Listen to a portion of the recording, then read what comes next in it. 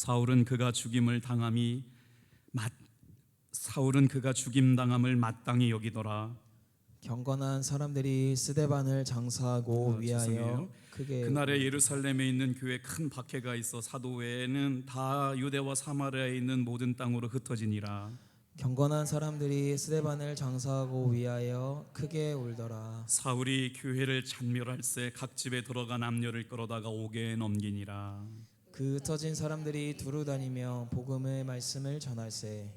빌립이 사마리아 성에 내려가 그리스도를 백성에게 전파하니 무리가 빌립의 말도 듣고 행하는 표적도 보고 한 마음으로 그가 하는 말을 따르더라. 많은 사람에게 붙었던 더러운 귀신들이 크게 소리를 지르며 나가고 또 많은 중풍병자와 못 걷는 사람이 나으니 그 성에 큰 기쁨이 있더라. 그 성에 시몬이라 하는 사람이 전부터 있어 마술을 행하여 사마리아 백성을 놀라게 하며 자칭 큰 자라 하니 낮은 사람부터 높은 사람까지 다 따르며 이르되 이 사람은 크다 일컫는 하나님의 능력이라 하더라. 오랫동안 그 마술에 놀랐으므로 그들이 따르더니 빌립이 하나님 나라와 및 예수 그리스도의 이름에 관하여 전도함을 그들이 믿고 남녀가 다 세례를 받으니. 같이 읽겠습니다. 시몬도 믿고 세례를 받은 후에 전심으로 빌립을 따라다니며 그 나타나는 표적과 큰 능력을 보고 놀라니라. 잠시 예배를 위해 기도하겠습니다. 하나님 아버지 감사합니다. 무더위가 계속되는 날들 속에 아버지 하나님 장대비가 후두둑 떨어져도 이 저녁에 말씀을 사모하고 은혜를 사모하고 주의 성전에 올라와 은혜 받기를 소망하는 귀한 성도들의 마음은 오직 주께로 향하여 있습니다. 세상은 변하고 때때로 우리의 마음이 넘어지고 믿음이 흔들려도 이 저녁에 진리의 말씀을 붙들고 하나님 말씀 앞에 두려워 떠는 사람들, 영혼을 위하여 인생의 승부를 걸고 하나님이 기뻐하시는 복음에 붙들려 살아가는 아버지 하나님, 우리는 어떤 상황 앞에서도 예배자가 되게 하여 주시옵소서. 주님 말씀하여 주시옵소서. 부족한 종은 십자가에 감추어 주시고 오늘도 아버지 하나님 성령께서 주시는 은혜로 말미암아 진리의 말씀이 풀어지는 시간 되게 하시고 영의 눈이 열려지는 시간 되게 하시고 하나님께서 들려주시는 음성이 마음속에 새겨지는 시간 되게 하옵소서. 영상으로 시청하는 귀한 믿음의 성도들도 하나님 말씀 앞에 아버지 하나님 집중할 수 있도록 은혜 허락하여 주시고 시간마다 방송을 위하여 쓰시는 귀한 종들에게도 주님 큰 은혜와 사랑으로 붙들어 주시옵소서. 예수님의 이름으로 감사하기도 드립니다. 오늘 저는 사도행전 8장의 말씀을 가지고 흩어진 사람들이 전한 복음이란 제목으로 말씀의 은혜를 나누려고 그래요. 2023년이 지나고 전반부가 끝나고 벌써 7월 첫째 주가 지나갔는데요. 혹시 나이 들어가는 사람의 특징이 여러분 뭔지 아시나요? 모든 일을 만나도요 가슴에 설레이는 일을 경험하지 못하게 될 때부터 우리는 늙어간답니다. 사람의 심장을 두드리는 단어가 있대요. 오늘 이 저녁에는요 사랑하는 성도님들 한 분 한 분마다 주님이 우리의 심장을 두드리는 단어가 마음속에 생각나서 날마다 설레고 날마다 기대가 되고 교회 와서 말씀을 듣고 예배를 드릴 때마다 우리의 심장이 주의 은혜로 흔들리는 시간 되기를 축복합니다. 어떨 때 그럴까요?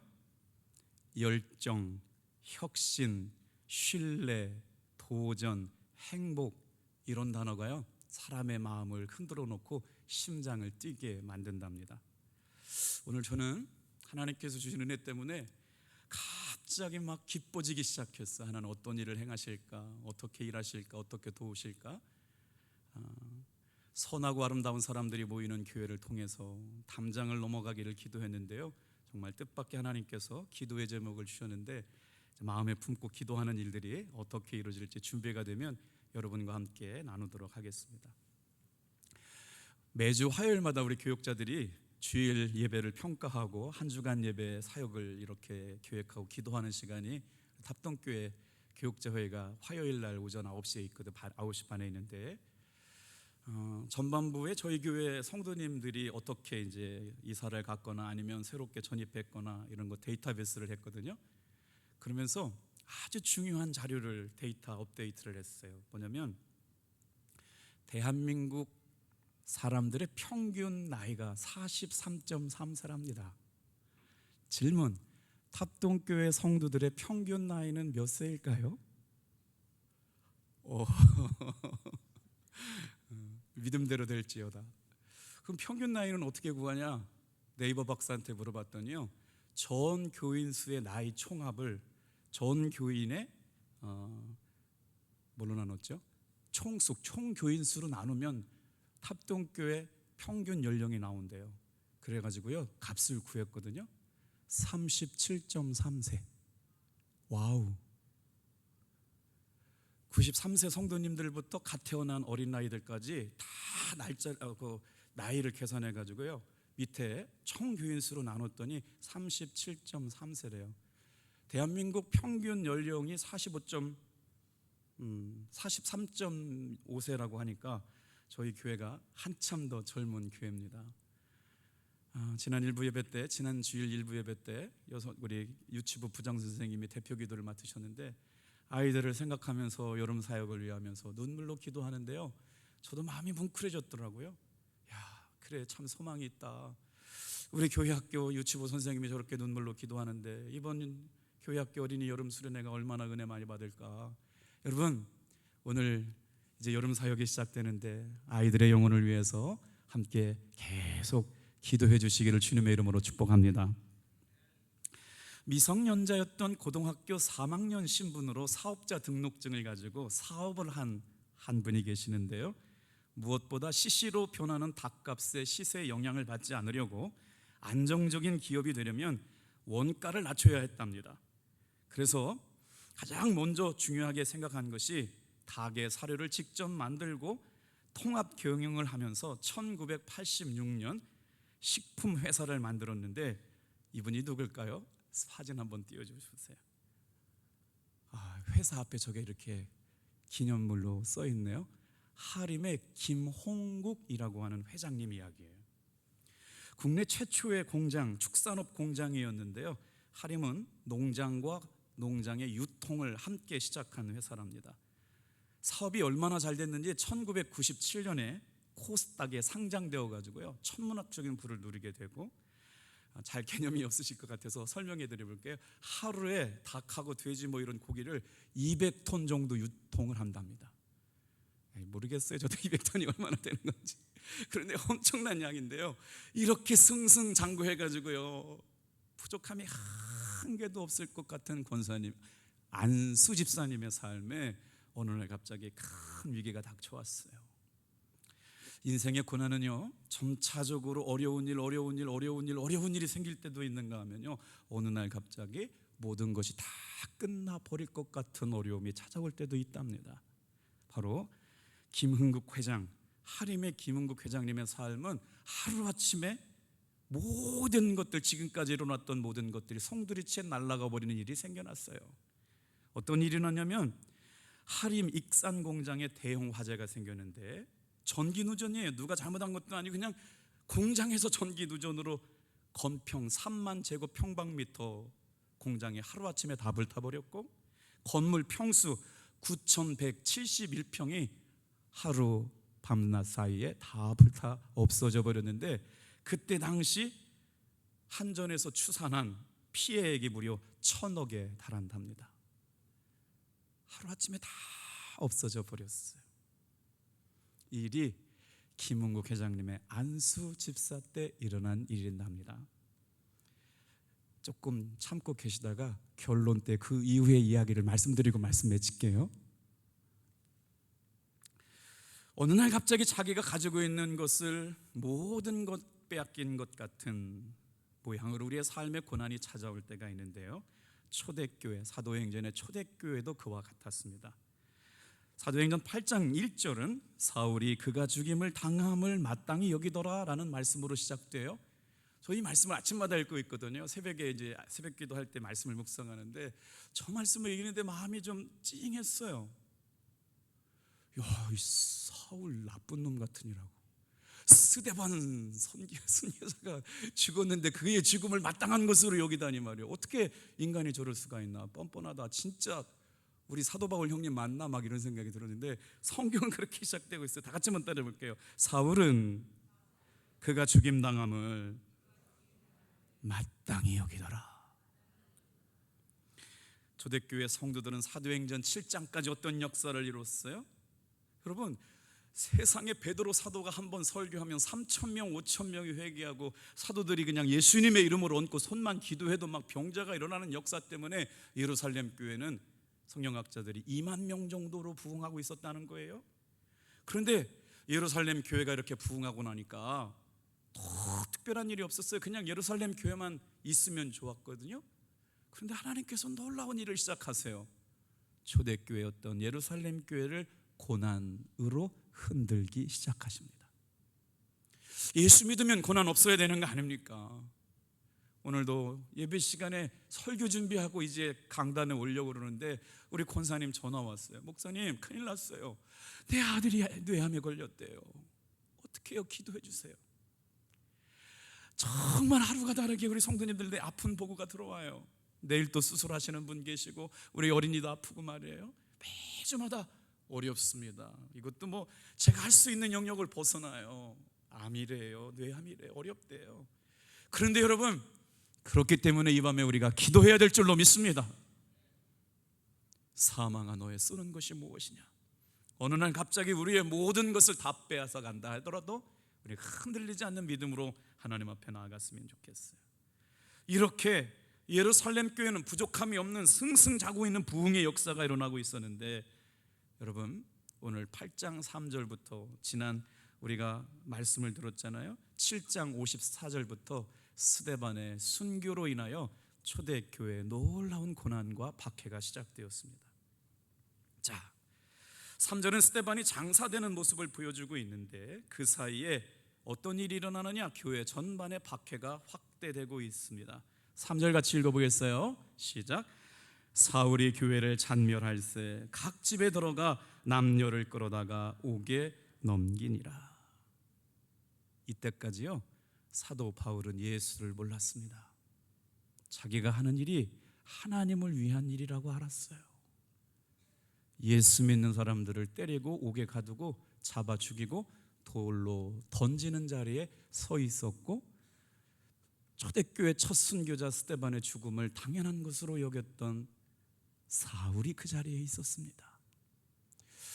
이 대목을 생각하면 눈물 나지 않습니까? 이야, 나 같은 사람이 어떻게 예수 믿게 됐을까?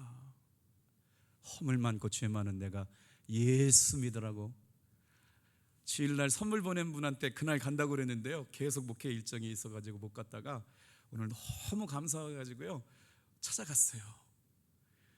푸르지오 1차 아파트에, 여러분 파리바게트가 아니고요 뜨레주로예요. 뜨레주로 갔더니 말이에요, 교육자들 빵을 사드렸는데 세상에 그 사장님이 우리 방송실에 계시는 조복희 권사님에게 너무 많은 신앙적인 영향력을 받고 계시고, 이영석 권사님이 자기들의 삶을 정말 위로해 주시는 분이어서 목사님이 어떤 분인가, 교육자들 어떤 분인가 선물을 좀 드리고 싶었대요. 그래가지고 인사드리러 갔다가 빵하고요 팥빙수 먹고 왔어요. 그분이 대접해 주셔가지고 망고 팥빙수, 얼마나 감사한지. 예수만 잘 믿어도요 팥빙수가 나와요. 자, 3절에 사울이 각 교회를 진멸할새 각 집에 들어가 남녀를 끌어다가 옥에 가두고 스데반이 순교하는 그 자리에서 여러분 그의 죽음을 당연한 것으로 여겼던 사울을 주목해 보시길 바라요. 자, 이때 어떤 일은 일어나느냐? 박해가 터지고 나니까 초대교회였던 예루살렘 교회가 흔들리기 시작합니다. 예루살렘 교회를 지키기 위해서 누구만 남았느냐? 사도들만 남게 되고 성도들이 흩어지기 시작합니다. 박해 사건으로 인하여 예수를 믿고 있었던 성도들이 여러분 유다와 사마리아와 땅끝으로 흩어질 수밖에 없는 일이 일어나게 되었다는 것이죠. 이 말씀을 성경학자들은 이렇게 해석합니다. 우리의 삶에 감당할 수 없는 고난을 통해서 주님이 일하심을 바라보게 된다고요. 초대교회는 부족함이 없는 교회였어요. 막 승승장구하는 거예요. 막 기도하면 병이 낫고, 막 기적과 이적이 나타나고, 막 예배하는 예배가 그냥 얼마나 뜨거웠던지 말이에요. 유무상통하면서 말이에요. 내 재산이 네 거고 네 재산이 내 거고, 부유한 사람은 가난한 사람들을 위해 재산을 다 나누어줘도 여러분 아깝게 여기지 않는 놀라운 교회였습니다. 그랬던 그 교회에 스데반의 순교 사건으로 말미암아 큰 박해와 핍박이 시작된 일로 인하여 예루살렘 교회가 사도들만 남겨놓고 뿔뿔이 흩어지게 되었다. 자, 어느 날 갑자기 우리의 삶에 고난이 찾아올 때도 있습니다. 그때 기억해야 될 게 뭘까요? 이 일로 인해서 하나님이 이루시려고 하시는 일은 뭘까? 사실 고난당할 때 이거 묻는 거 쉽지 않습니다. 오늘도 여러 가지 어려운 일들이 우리의 삶에 있을 때 무릎을 꿇고 하나님, 이 일로 인하여 지금 나에게 원하시는 일이 뭐예요? 묻는 거 쉽지 않아요. 아침마다 묻고 한낮에도 묻고 저녁에도 묻는 사람이어야 고난 앞에서 물을 수 있거든요. 초대교회 최초의 순교자 스데반 집사는 죄목이 뭐였냐면 신성 모독죄로 죽었거든요. 그래서 돌에 맞아 죽었어요. 우리 예수 믿는 사람의 원형이 누구냐? 가장 원형을 따지라면 스데반 집사님이에요. 칭찬과 성령이 충만해가지고요, 교회 일꾼으로 뽑힘 받았는데 예수 잘 믿었다고 돌에 맞아 죽은 사건. 이게 교회 원형의 모습이라고요. 우리는 너무 편하게 신앙생활하고 있나요? 오늘 그런데 이 놀라운 사실은 위대한 스데반 순교자가 죽는 모습을 지켜보았던, 어떻게 보면 예수 믿는 사람들의 입장에서는 악랄하게 그지없고 피도 눈물로 나지 않고 찔러봐야, 손톱을 찔러봐야 피 한 방울 나지 않을 것 같은 냉혈한 같은 이 인간을 하나님께서 주목하여 보셨습니다. 어떻게 해요? 반전이 일어나요. 예수를 잡아 죽이는 사람, 예수를 믿는 사람들을 옥에 가두고 때리고 돌 던져 사형집행하는 무시무시한 예수 핍박군이요, 이제 예수의 복음을 전하는 사람으로 바뀌어져가는 역사가 바로 사도행전을 쓰고 있는 누가가 장치해 놓은 이야기라는 거죠. 보면은 오늘 말씀에 보면 네 부류의 사람이 등장합니다. 첫째, 사울처럼 예수 믿는 사람을 박해하는 이들. 두 번째, 순교한 스데반을 경건하게 장사 지내주는 사람들. 세 번째, 예루살렘에 머물고 있는 사도들. 넷째, 박해를 피해 예루살렘을 떠나 각처로 흩어져서 복음을 전하는 사람들이요. 오늘 이 자리에 와 계신 여러분들은 어떤 부류의 삶에 속하시나요? 만약 하나님께서 찾으시는 분이 계시다면 이분들 가운데 어떤 사람을 찾으실까요? 자, 첫째, 사울과 같은 박해자였습니다. 그 순교의 중심의 자리에 서 있던 사람이 누구였느냐? 사울이라는 사람이에요. 이 말씀을 묵상하다 이런 생각이 들었어요. 우리 한번 다 같이 한번 따라해 볼게요. 하나님의 역사는 고난 중에도 영웅을 준비시켜 주신다. 어려울 때 다 끝난 것 같은데 말이에요. 소망이 없는 것 같은데 말이에요. 정말 일어나거나 소망을 갖거나 희망을 가질 것 같은 게 눈꽃만큼도 없는 그때에 하나님은 생각지도 못한 믿음의 영웅을 준비시켜 주시네요. 여러분, 누가 감히 사울이라고 하는 저 냉혈한 같은 인간이 예수의 복음을 전하고 이방인 선교사들을 위하여 복음 전하는 사람이 될 거라고 생각할 수 있었겠어요? 그런데 하나님께서는요, 그 한 사람을 주목하시고 선교의 역사의 지평을 새롭게 써가는 고난의 도구로 사용하셨지만, 그 고난을 통하여 하나님은 복음의 놀라운 영웅을 준비시켜 주시고 계세요. 고난 속에서 미래의 리더가 준비되고 있는 것이죠. 오늘 우리의 삶에 고난받는 성도가 있다면 이 시점을 이런 믿음 가지고 지내보시길 주님의 이름으로 축복합니다. 스데반의 순교의 자리, 어떻게 보면 마땅히 미소 짓고 있었던 그 인간, 어떻게 보면 하나님과는 전혀 상관없을 것 같고 예수의 복음과는 전혀 어울리지 않을 것 같은, 그때 당시 지금 우리가 읽었잖아요. 사울은 그가 죽임당함을 마땅히 여기더라. 뭐 아마 팔짱 끼고 있었겠죠. 잘 죽었다고 막 미소 짓고 썩소 짓고 저런 놈은 죽어 마땅해 뭐 이런 거 아니겠어요? 그의 믿음은 지금 누굴 위한 일이에요? 하나님 위해서 한 일이었습니다. 잘못된 믿음이었죠. 그런데 어떻게 해요? 놀랍게도 하나님께서는 스데반의 7장의 긴 설교가 끝나고 나서 딱 한 사람의 이름이 등장하는데 그 사람의 이름이 누구냐? 바로 사울이었습니다. 누가는요, 스데반의 순교와 바울의 등장을 의도적으로 대치시켜 놓고 사도행전을 써가고 있죠. 말씀을 여러 번 읽으신 분들은 기억하시겠습니다만, 여러분, 초대교회 안에 머물러 있었던 사도들의 이야기는 사도행전 15장 이후부터 등장하지 않습니다. 자, 몇 주 전에 들었던 말씀들 생각해 보세요. 헬라파 유대 기독교인들과 히브리파 유대 기독교인들의 갈등이 있었는데, 예루살렘 교회는 얼마나 성숙한 교회였느냐? 기득권을 가지고 있었던, 교회를 창립했던, 오래 신앙생활했던 히브리파 기독교인들의 양보로 7집사, 7 일꾼을 선출하게 됩니다. 그런데 그 사람들은 히브리파 유대 기독교인들이 아니었고, 언어에 능통한, 글로벌 감각이 있는, 외국에서 살다 온 경험이 있는 헬라파 기독교인들을 7집사로 선택하게 되는데, 그 중에 한 사람이 누구냐? 바로 스데반이었고, 그 중에 오늘 8절 4절부터 등장하기는 빌립 집사가 나오게 되는데요, 이게 성숙한 교회라는 거예요. 얼마나 아름답습니까? 기득권을 가지고 있었던 성도들이 이 교회는 내 교회라고만 주장했다면 스데반과 같은 순교자가 나왔겠어요? 아니면 빌립 같은 성령 충만한 전도자가 나왔겠어요? 그들이 얼마나 성숙한 교회였느냐?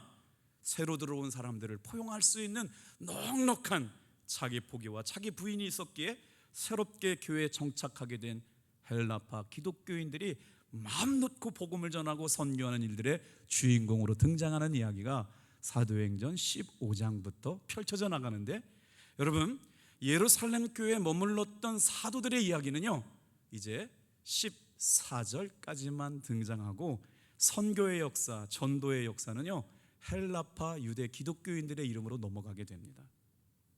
자, 3절 같이 한번 읽어볼게요. 자, 시작. 사울이 교회를 잔멸할세 각 집에 들어가 남녀를 끌어다가 옥에 넘기니라.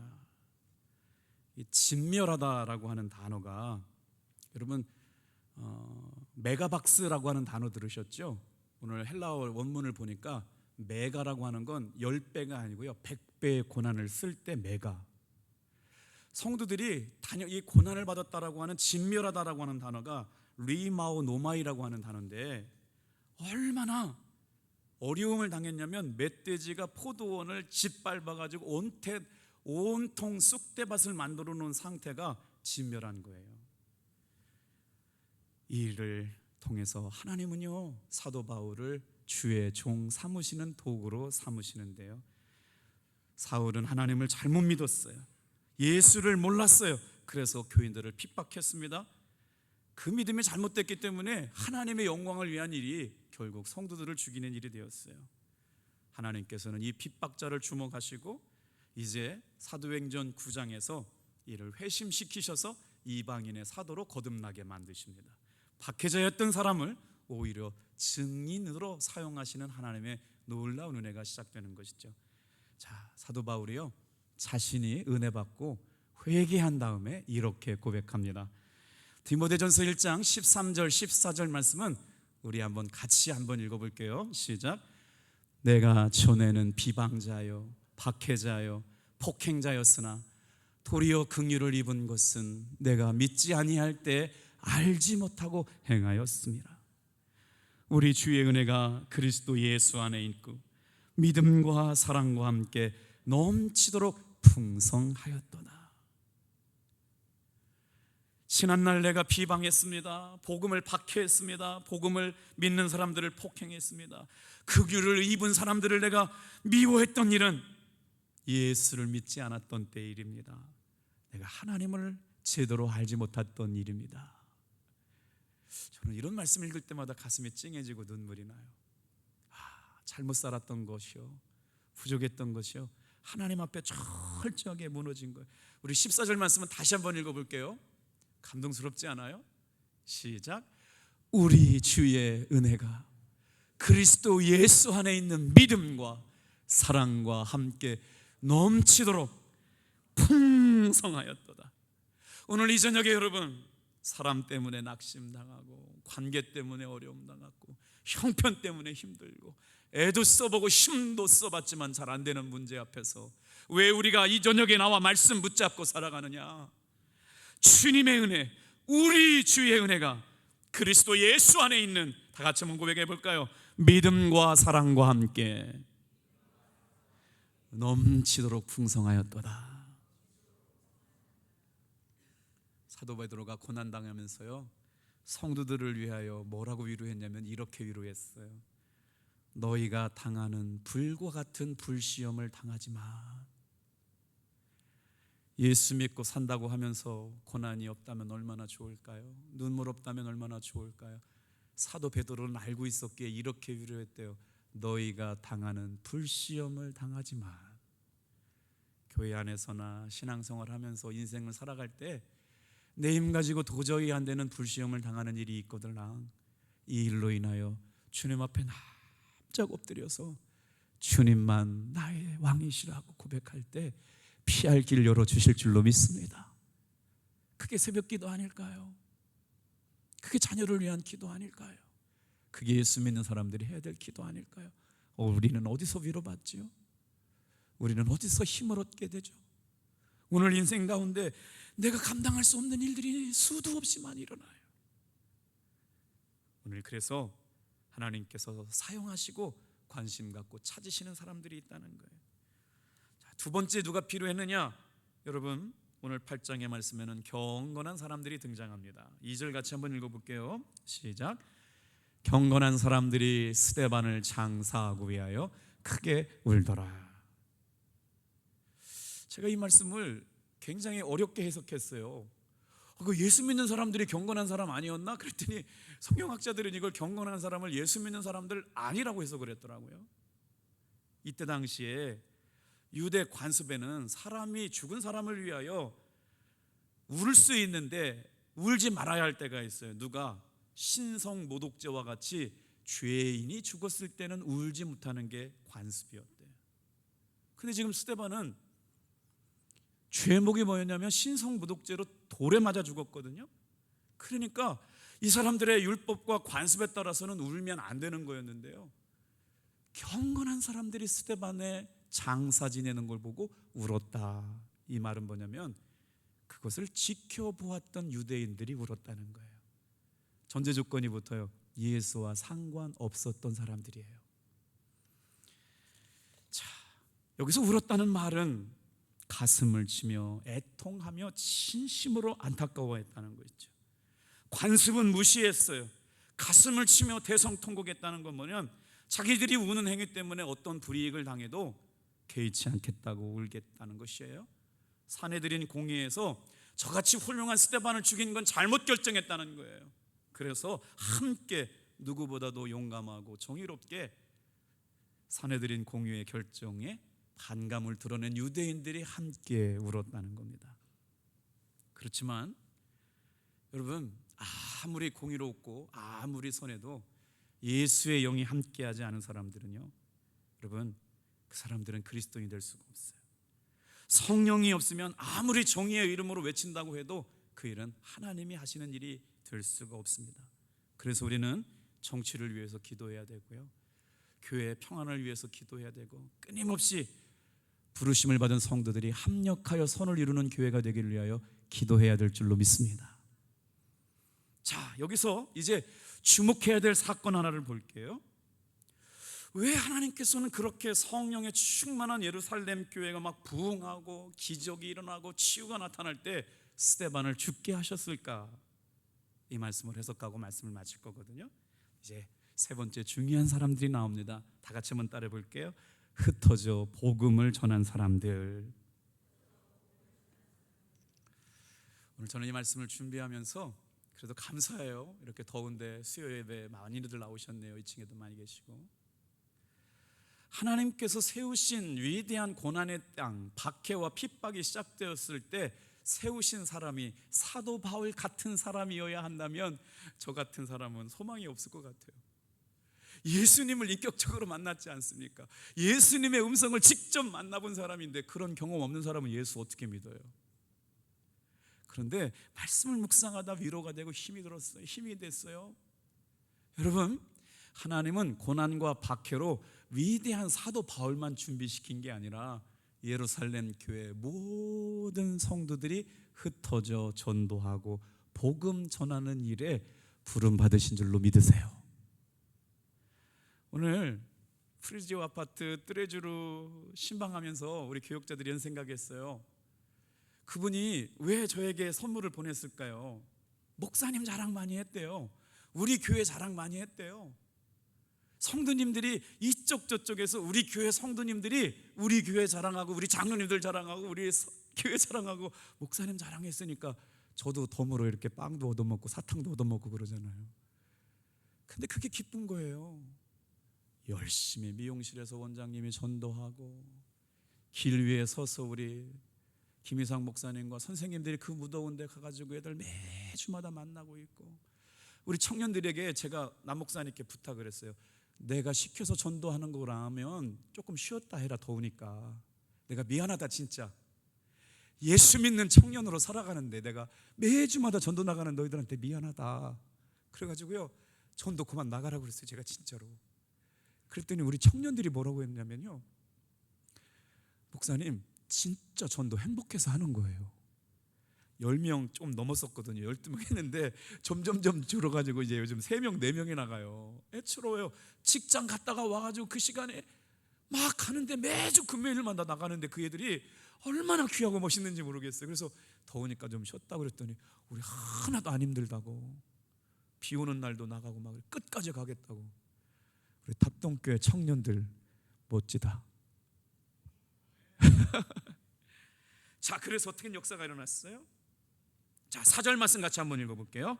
시작.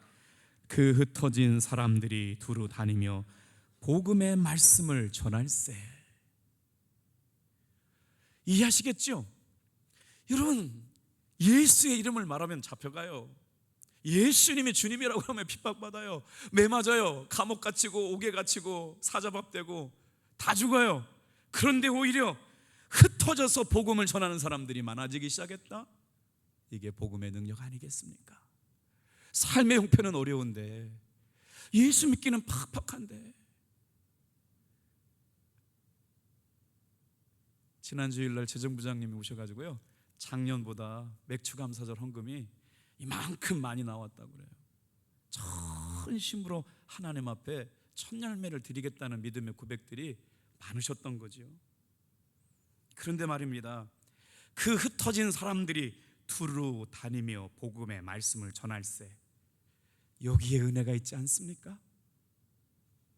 먹고 살기 위해서, 목숨 보존하기 위해서 흩어졌다? 아니에요. 예수의 생명이 있는 사람들 말입니다. 예수의 은혜가 있는 사람들 말입니다. 천국의 복음을 진짜로 경험한 사람들 말입니다. 예수의 말씀 앞에 인생의 승부를 거는 사람들 말입니다. 내가 믿는 진리가 진짜라고 발견되어서 목에 칼이 들어와도 흔들림이 없는 사람들이 흩어지기 시작했는데, 이 일로 인하여 어떻게 됐다고요? 예수의 복음이 가는 곳마다 증거되게 되었다. 박해가 오히려 복음이 확산되는 기회가 되었다는 거예요. 오늘 12사도를 제외한 나머지 교인들은 대부분 다 흩어졌습니다. 놀라운 일이 아닐 게 없어요. 하나님께서는 예루살렘 교회가 2만 명, 3만 명, 4만 명 되는 걸 원치 않으셨고, 스데반의 핏값을 주고 예루살렘 교회를 흔드신 다음에 사도들만 남겨놓고 사마리아로 다 흩으셨어요. 땅끝까지 다 흩으셨어요. 우리 교회가 선하고 아름다운 사람들이 모이는 교회가 된다면 담장을 넘어가야 될 줄로 믿습니다. 저는 정말 목회하면서 이럴 때가 가슴이 제일 설레고 행복하거든요. 우리 교회에 여름 성경학교에 당진 지역의 여름 성경학교를 못하는 교회가 60명의 어린이들을 우리 교회에 보낸대요.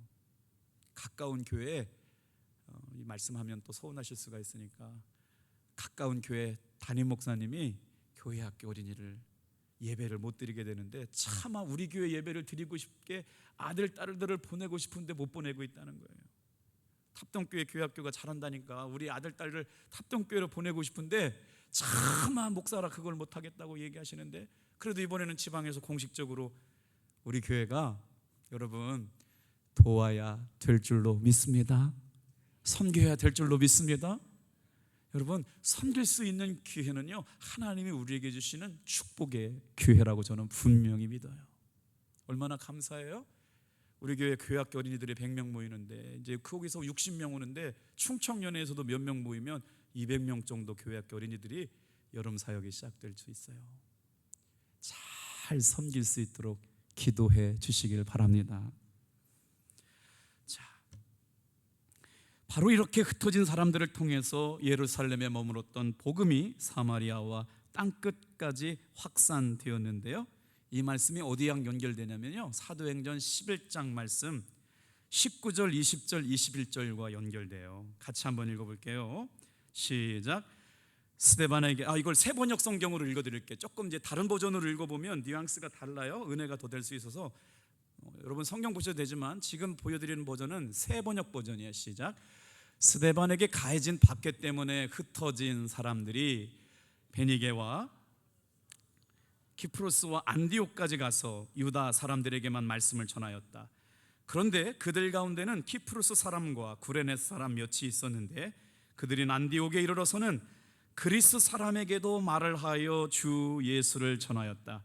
주님이 손이 그들과 함께 하시니 수많은 사람이 믿고 주님께로 돌아왔다. 사진을 제가 미처 준비를 못했는데요, 제가 지도를 하나 이렇게 그릴게요. 이렇게 딱 잘라가지고 여기가 지중해예요. 지중해에 있는 섬이 뭐냐면요, 키프로스라고 하는 섬이거든요. 그 위에 안디옥이 몇 개 있어요. 신약 성경 안에 안디옥이 몇 개 있는데, 자, 이게 지도가 없으니까 그냥 이렇게 들어보세요. 그러니까 수리아 안디옥이 있었고 BCD의 안디옥이 있었어요. 근데 BCD의 안디옥은 이렇게 원형을 그린 다음에 지중해 그 키프로스 위에 BCD의 안디옥은 어디냐면요, 터키의 남부 지방에 있거든요. 지금 그곳에 복음이 전화되고 있어요. 자, 복음이 어떻게 해요? 아시아에서 발행한 복음이 지금 유럽으로 옮겨가고 있는 상황이에요. 사도 바울은요, 어디까지 가려고 그랬어요? 땅끝까지 가려고 그랬어요. 땅끝이 그때 당시에는요, 스페인이라고 했거든요. 그래서 이 복음이 계속 지금 유럽으로 흘러가고 있습니다. 오늘 저와 여러분들에게 굉장히 중요한 사건이 시작되는데, 여러분, 그 다음에 예루살렘 교회에서 흩어진 사람들이 비시디아 안디옥에 와가지고 정착하면서 교회를 만듭니다. 여기에는요 12사도가 개입되지 않았어요. 그냥 흩어져서 모인 사람들이 만든 교회가 안디옥 교회예요. 그들이 선교사를 파송하게 되는 겁니다. 박해의 자리를 피해서 메가토 큰 박해가 있었음에도 불구하고 모든 12사도를 제외한 나머지 교인들이 다 같이 흩어져 가지고, 우리 한번 4절 말씀 읽어볼게요. 시작.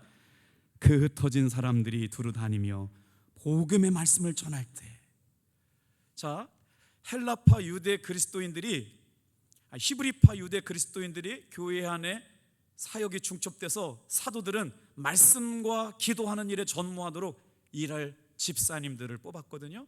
그 사람들이 누구라고요? 헬라파 유대 기독교인들인데, 그 중에 한 명 스데반은 순교자였고요. 그 중에 한 명, 7명 중에 5명의 이름 등장하지 않지만 성경의 역사 초대교회 가운데 굉장히 중요한 사람이 한 사람 등장해요. 그 사람의 이름이 빌립입니다. 이 빌립과 같은 집사님들의 마음이 오늘 이 저녁에 나와 있는 여러분들을 되었으면 좋겠어서 같이 한번 읽어볼게요. 5절부터 읽어봅시다. 자, 시작. 빌립이 사마리아 성에 내려가 그리스도를 백성에게 전파하니 무리가 빌립의 말도 듣고 행하는 표적도 보고 한 마음으로 그가 하는 말을 따르더라. 많은 사람에게 붙었던 귀신들이 크게 소리를 지르며 나가고 또 많은 중풍병자와 못 걷는 사람도 나으니 8절 크게 시작. 그 성에 큰 기쁨이 있더라. 사도 바울이 전하는 복음이 마치 12사도들이 복음을 전했던 것과 똑같은 역사가 일어났단 말이에요. 빌립이 전하는 복음이 12사도들이 전했던 복음의 능력과 똑같이 가는 데마다 귀신이 떠나가고 악한 영이 떠나가고 병고침의 역사가 일어나게 되고, 그래서 빌립이 가는 성마다 큰 기쁨이 넘쳤대요. 예배 시간만 성령 충만한 게 아니라 여러분이 가정에서 일터에서 만나는 사람들마다 예수님의 이름으로 기도할 때마다 치유하시고 회복시키는 역사가 일어나게 되기를 축복합니다.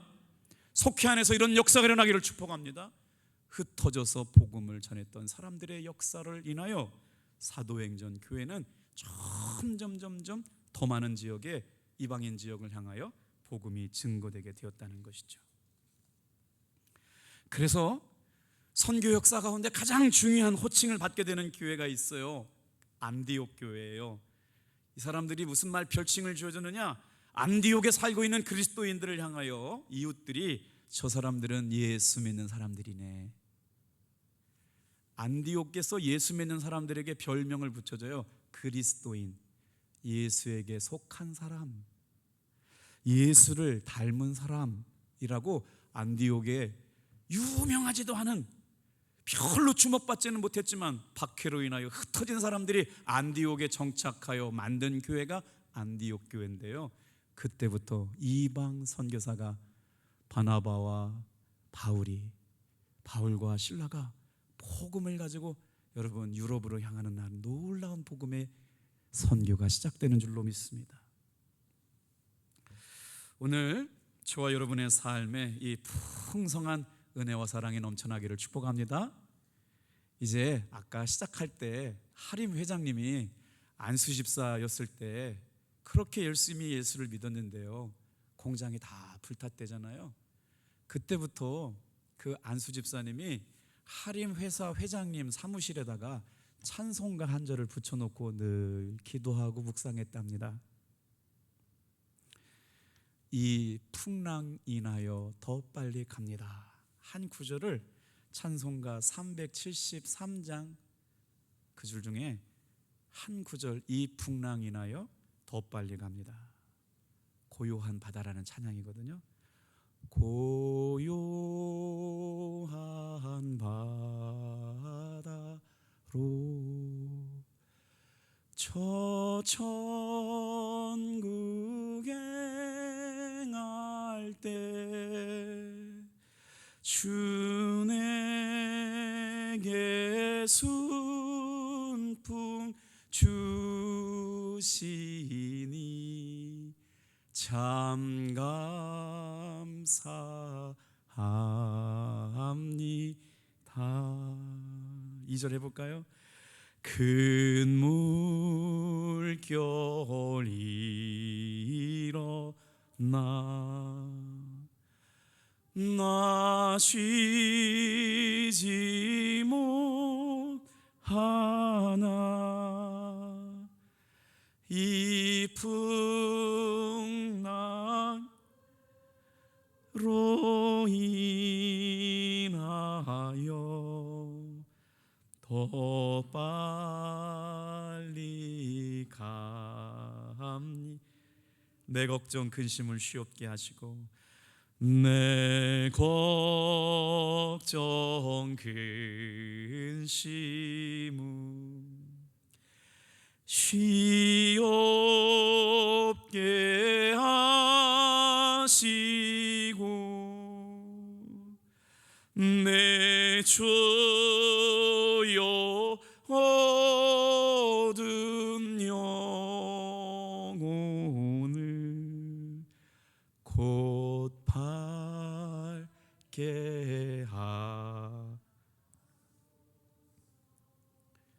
기도하겠습니다.